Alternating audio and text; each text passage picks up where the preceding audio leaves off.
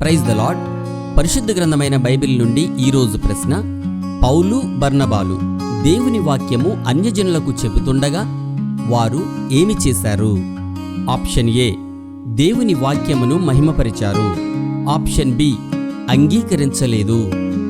Option C, దేవుని వాక్యము తృణీకరించారు. Option D, ఏమీ చేయలేదు.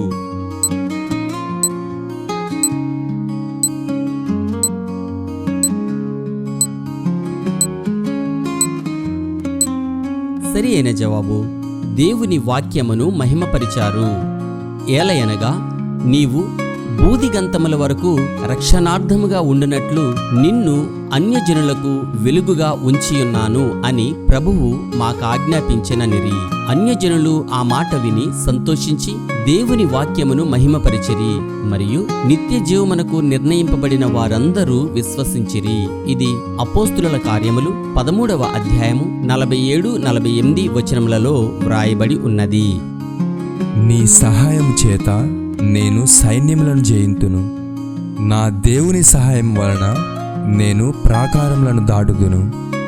2వ సమూయేలు 22వ అధ్యాయము 30వ వచనం. Have a nice day.